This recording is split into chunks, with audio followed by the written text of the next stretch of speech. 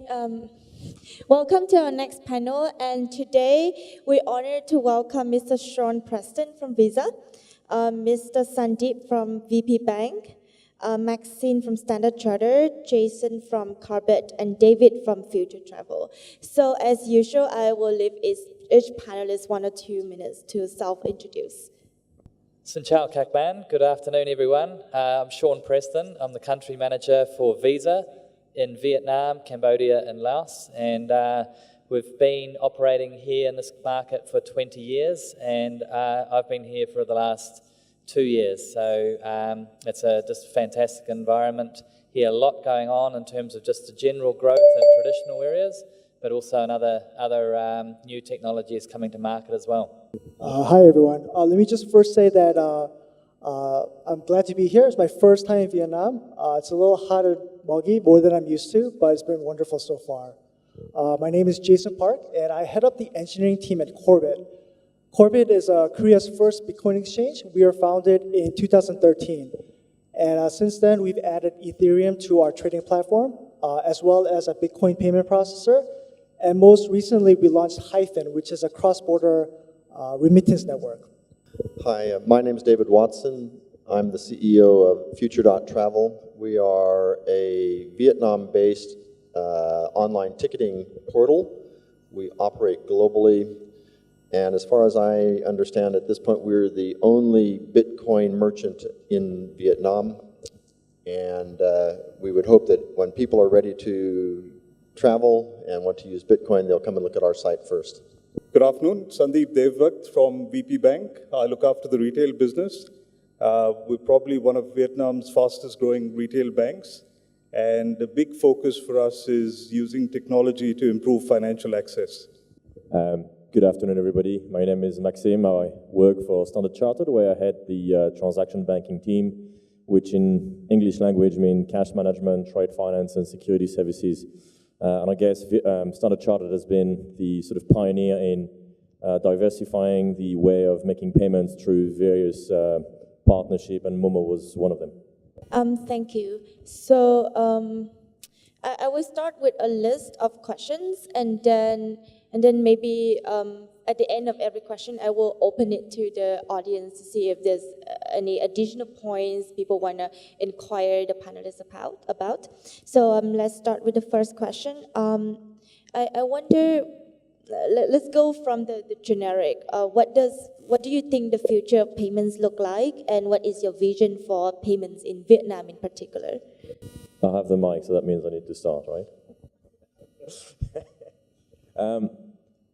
I think as I was sort of saying earlier to one of my questions to the earlier panel, Vietnam is mainly cash-based economy.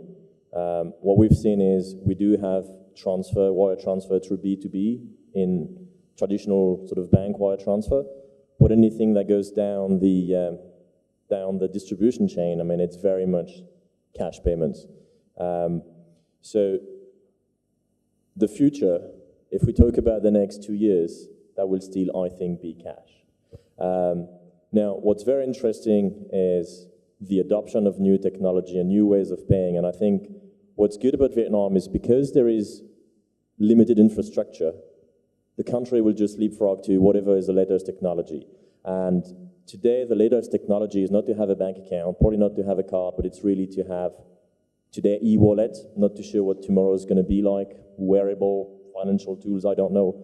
But e-wallet seems to be the latest technology, and that's a question we probably should have asked Momo, but from what I understand, they went from 500,000 customers in May last year to close to 2 million customers today. That's way faster than any of the retail bank in this market. So it looks like the adoption of these e-wallets and cashless without necessarily a bank account or traditional bank card is the way forward for the country.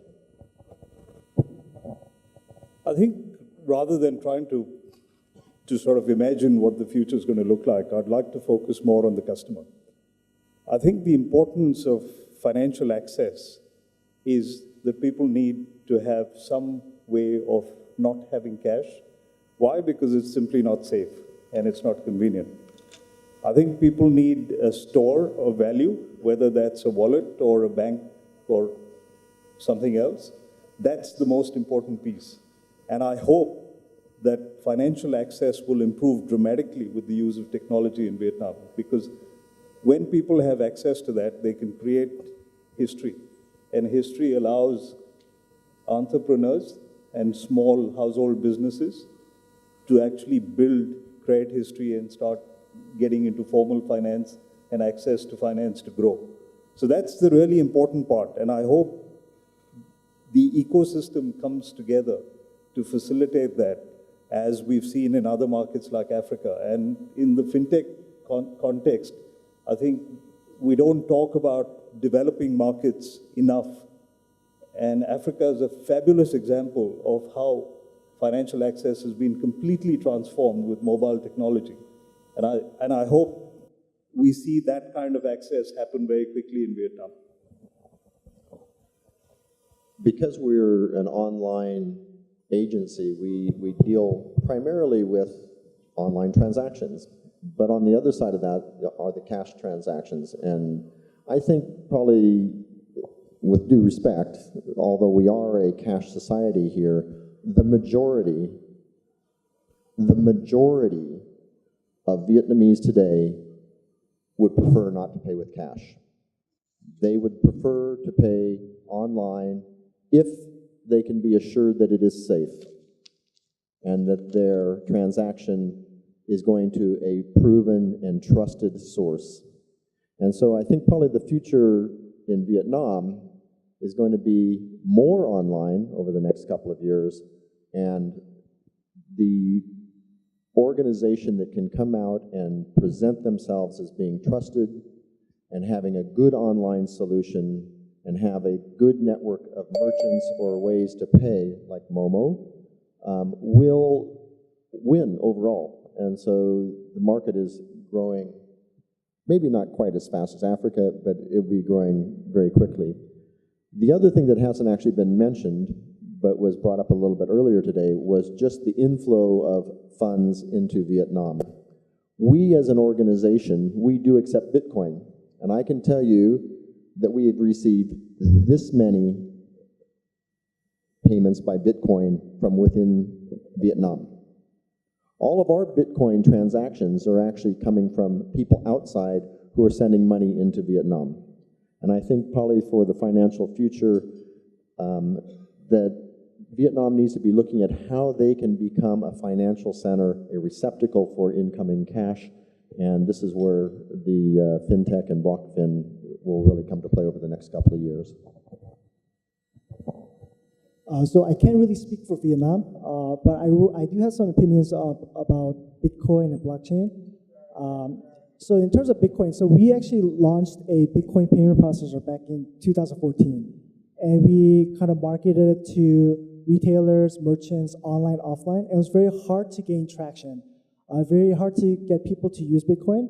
And what we realized was Bitcoin mass consumer adoption is very hard, and probably will be hard, because it's changing a user behavior that's so ingrained in people.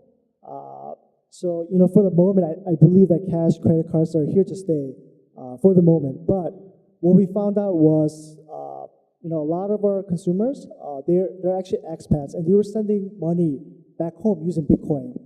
And what we found out is, cross-border payments, that's really powerful using Bitcoin. And that's something that we're focusing on rather than kind of the consumer retail space. We're focusing more on the cross-border payment space.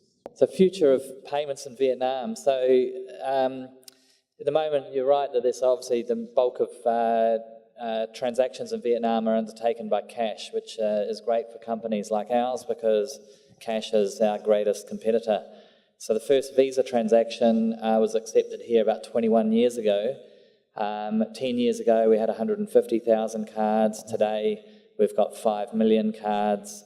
And the transaction numbers growing about 34% in the last 12 months. So it's growing, but this is on a traditional sort of market, normal sort of market growth curve for Visa in all the different markets that we've operated around the world. So I think one of the exciting things that's happening here in Vietnam is, the technology revolution, and you just have to look around the all the motorbikes on the streets here, the stoplights, people are pulling out the smartphones. So smartphone penetration is really increasing here rapidly, and I think that's really opened up a whole new range of options for Vietnamese, not just the traditionally banked, but also the unbanked. And so in terms of the future, just the next couple of years, you're going to see more of the likes of Momo, which is a fantastic company. We've got Vimo, Mocha, and I'm sure there'll be many more. And this is all some fantastic technology innovation that's going to really assist that movement from cash into electronic payments.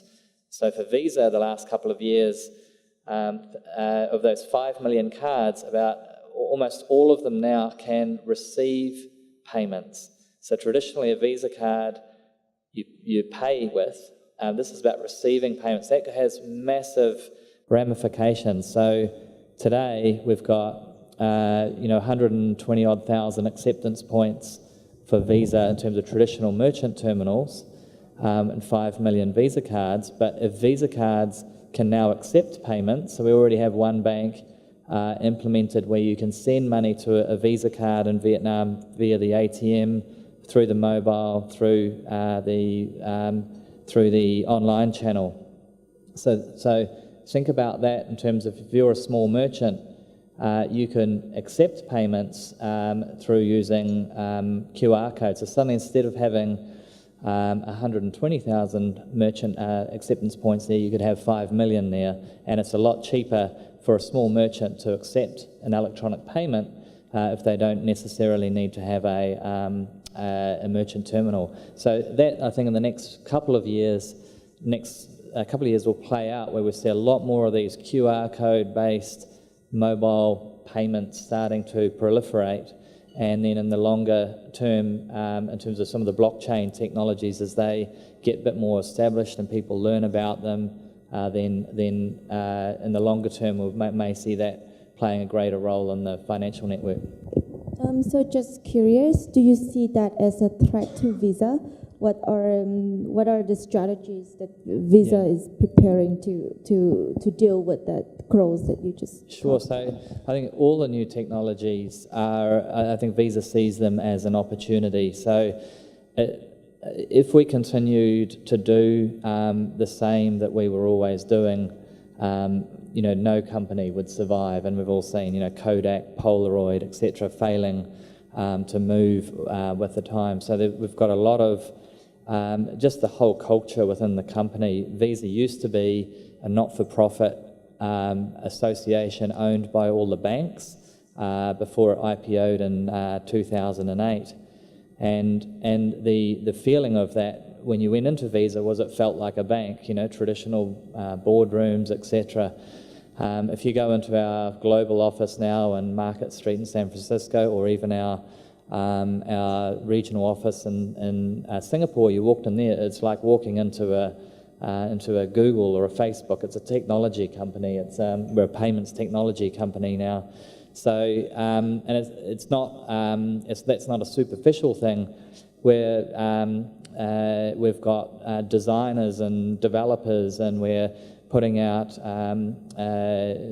we've got a developers center so people can log in and get use Visa APIs and play in the Visa sandbox and start using some of the great tools that Visa has to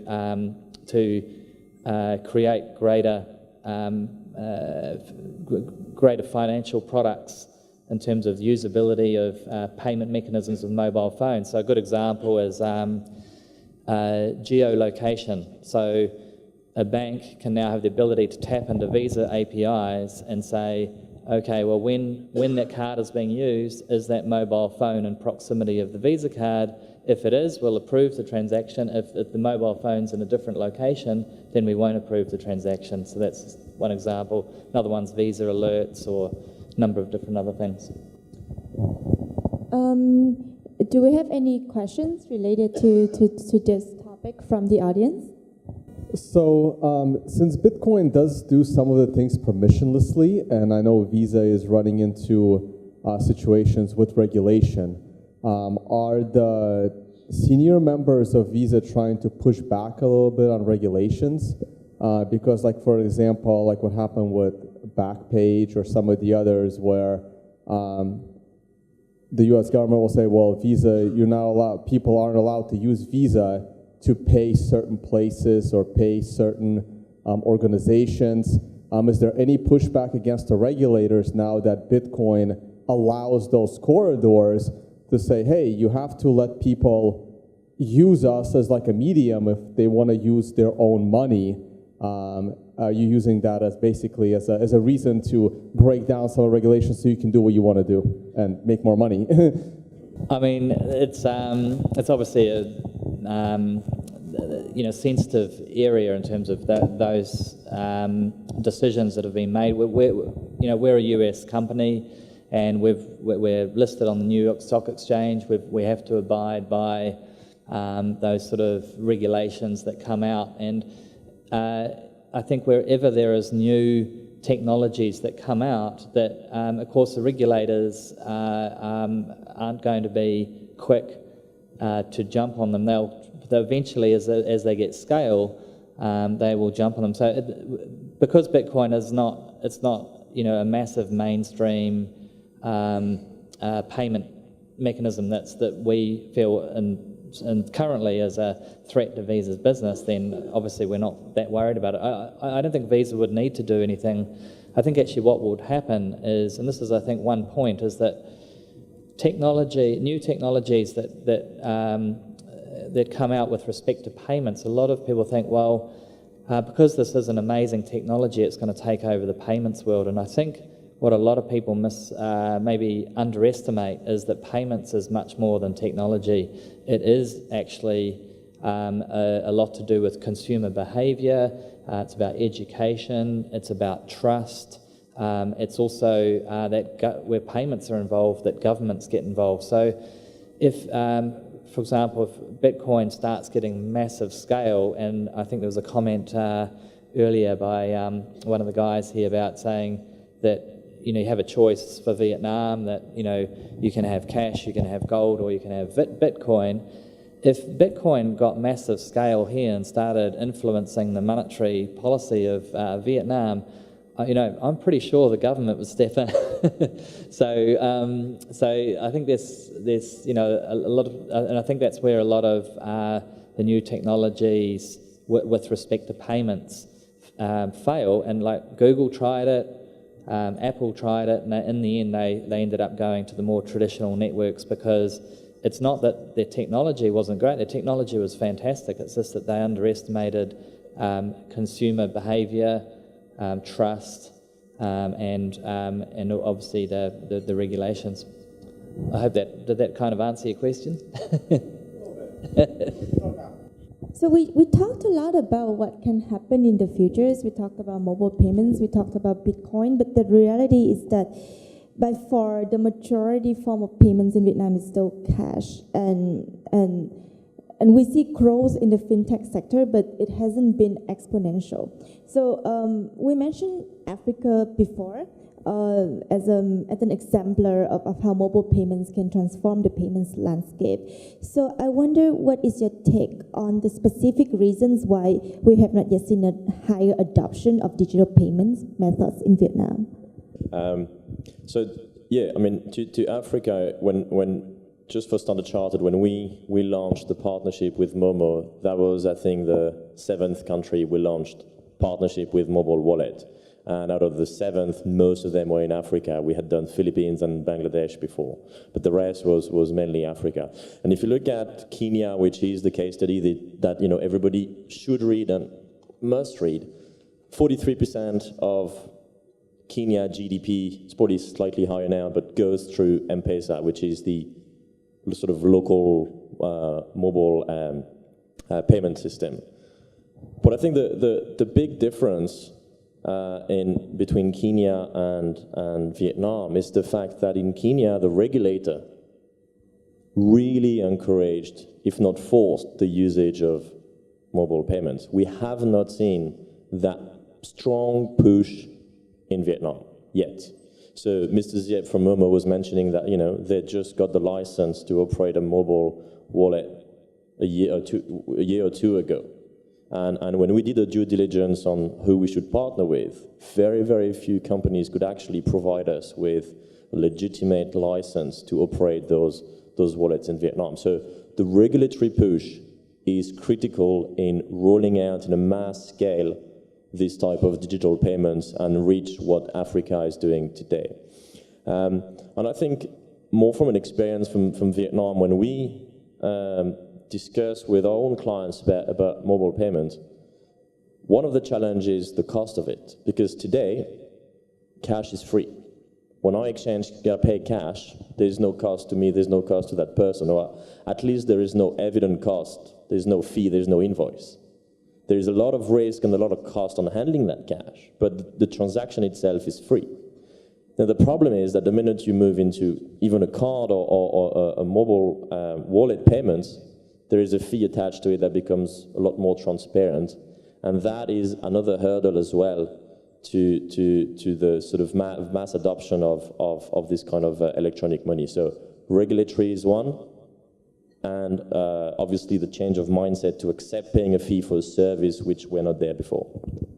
I think I'd like to look at two examples to sort of compare how this could change. The first one is, again, Africa, but I have a slightly different take. I spent 4 years with Standard Bank, the largest bank in Africa. And if you look at mobile money adoption in most of those markets, it's far higher than many other markets, for one major reason, which is access. Everyone, like Vietnam, has a mobile phone now. And it doesn't have to be a smartphone, it can be a feature phone, and you can still do financial transactions there.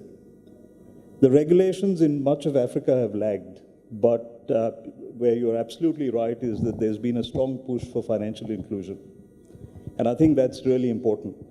But I think what's really helped is that unless you have access, unless the entire population has access, and today that can only happen through a mobile phone, because that's the one thing everyone has.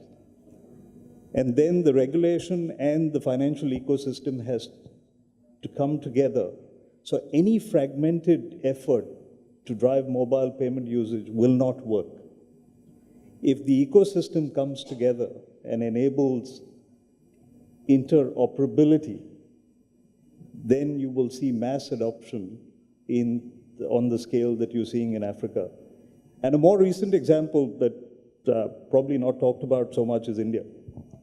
In India, they now have 800 million people on a biometric ID, which then enables financial access either through a bank account or through a mobile phone or both. So some of those enablers have to happen on a mass scale. The ecosystem has to work together. It can't be just banks, it can't be just regulators. It's got to be mobile operators, it's got to be fintech, it's got to be banks and the clearing systems and the clearing mechanisms. When you see all those coming together, you see a completely different scale of adoption. And I think here, there are still some hurdles in terms of the regulation. For instance, KYC still requires a physical interaction for a bank account where the transaction is greater than 5 million. But that's being looked at. The wet signature is being looked at. So the great opportunity for Vietnam, and to add, the mobile operators are looking at ways in which they can increase stickiness and revenue per user. So everyone's looking to do things, it's just got to get aligned, and hopefully regulation will help, and that's your point. Because if the regulation enables and facilitates it, then I think there are enough players in the ecosystem who are quite willing to take that up and run along. So let's hope that happens soon enough. I'll just come straight back to Vietnam. We actually receive payments online through the traditional banking system as well as through cash direct deposits into our bank accounts and Bitcoin payments, all of which have been originating outside of Vietnam. Inside of Vietnam, the biggest problem that we have is with the banks. 35 banks that we probably work with. Sean over here from Visa, his partner from MasterCard, who's not in the room today, they have some partners. And for the general consuming public in Vietnam, they do not trust online purchases. They hear about fraud, they hear about hacking, they hear about all sorts of things. And so we as a company, we use something called Verified by Visa, which is a 3D secure system. Or we use the secure code by MasterCard. The trouble is, we got 35 banks in Vietnam. Sean, how many issuing banks will actually give you a 3D secure card here? Well, not all of them. Not all of them? Is that less than 5? I don't know the exact. It's 5, I'll tell you right now. 35 banks, only 5 of them will give you a secure transaction guarantee. That is the problem with online and digital payments in Vietnam. You're not going to fix the problem until you fix the banks. Now, how do you fix the banks? You do something like Italy. Italy requires every single bank to have a 3D secure transaction, or you do not operate, period. That's pretty rough. So what happens if you don't require it? Well, then you go to the UK. I think the uptake in the UK is over 85% of the banks in the UK offer 3D secure transactions to their customers. Regulate or have a population who's been educated. I would think that in Vietnam, an education process is needed by the Visas, the MasterCards, and certainly by the regulator about why you should have a 3D secure system in place. And that's going to be the next wave that needs to happen here, and behind that, maybe somebody like Bitcoin will take off. So maybe I add a little bit to the questions. So apart from, say, Africa or India, I think another very interesting example is China, and also Korea and Japan, where we see a very rapid uptake of digital payments. So just curious whether we talk about different parties all need to be involved for the ecosystem to grow, but certainly in different cases there's stronger push. So in Africa, you mentioned there be the regulators. Is it the same in all situations? Is it like that, or you have the private sectors serving as a stronger push in some cases, the banks in some cases, and the regulators in some cases? So again, I can't speak for Vietnam, but I can speak about Korea a bit. So in Korea, there's a bunch of digital payment options, and I think there's a couple of reasons for that. One is that credit cards are ubiquitous. Everyone accepts credit cards, from your local mom and pop shops to the cab drivers. And the reason for that is in the late 90s, the South Korean government actually encouraged businesses to accept credit cards to fight fraud, to fight tax fraud, to fight corruption. And they provide incentives such as tax rebates for companies to accept credit cards. And when you look at mobile wallets, a lot of times mobile wallets is just transforming credit cards from plastic to the cloud. So I think that's one reason. Reason number 2, I think, is the banking infrastructure in Korea. So I can actually do a bank-to-bank transfer very easily, and that takes seconds, at most a minute or 2. And so you can actually facilitate P2P, transfers on top of the banking infrastructure. And so I think that allows for a lot of cool kind of fintech startups to pop up, do a lot of amazing things upon the credit card penetration, and also the banking infrastructure that's very well developed in Korea. So actually, one network no one's really mentioned is even closer to home in Cambodia. Is they have a mobile phone network, Nguyen, which is actually extremely popular over there, and I think they've done quite a good job. It's a new one also just starting up called Wave Money in Myanmar, and So there's definitely a place for them, particularly when it comes to accessing areas that may not have, traditional banking networks or payment networks. So just going back to your question about, is it a role of government to do it? Is it a role of private business? And I think it's kind of both. And I think there's, like here, I think the State Bank of Vietnam has been very supportive in encouraging the use of electronic payments, and they recognise the value that electronic payments brings to an economy.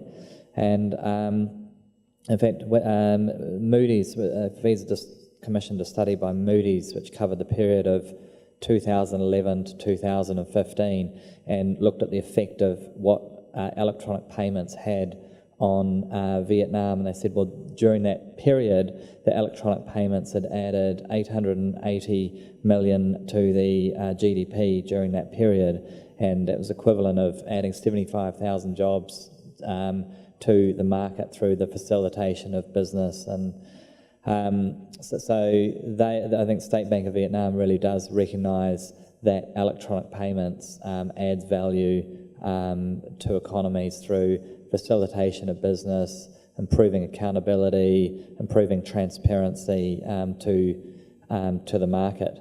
So, so to answer the question, I think it's actually both. But in the case of government, I think you've got to be quite careful about regulation, and there's sometimes regulation can come in and it can have unintended consequences. And so regulation, I would say, would be a very last resort. And I can't recall the country, but there was a country that said, right, every bank must have the 3D secure, etc. And as a result, what happened is a lot of people bypassed that through using another payment mechanism, and which was less secure, but avoided the regulation that was put in place. So, and it didn't really actually achieve what it set out to. And so I think it's about if private businesses and government can work together to work on the appropriate type of regulation that encourages the growth of electronic payments, and also keeps the system secure, so that there's not any kind of collapse or that there's a proliferation of fraud, etc. So it's about working together and keeping the engagement. And I can tell you, I spend probably about a big portion of my time engaging with, State Bank of Vietnam, Ministry of Industry and Trade, and Ministry of Finance here. Let me just make one comment. This is back to Sean as well. What we've noticed with our online transactions, for those people who get very frustrated in Vietnam with their bank, and ultimately they call our helplines going, what's going on? And going, well, your bank isn't actually participating in a secure system for online transactions, and it's really not that safe, so we just won't accept it. What we found is that these guys are voting with their feet.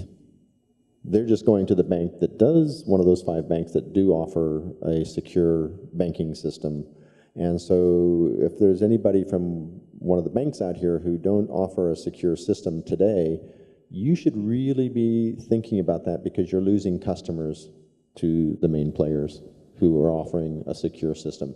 And at the end of the day, it comes back to the consumer. The consumer needs trust. They want trust. And like I said, they're going to vote with their feet. And it's not about a regulation or anything else. You can put all the regulations you want. They're going to go around it one way or the other.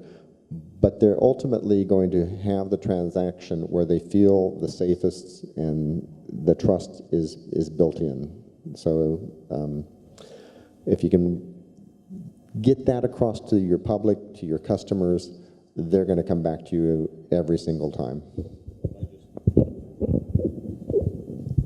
So just to agree with you on, I can't really discuss the cards piece because I'm not an expert in cards, but the change in behavior we've seen after, Standard Chartered having invested into Momo, which was a sort of Vietnamese startup which, MNCs would be very cautious about. And having this guarantee, there's no security like the one you mentioned, but having an international player backing up such startups, although it offered great service, the trust wasn't there. And I think the investment, beside the sort of private equity side, really built that trust.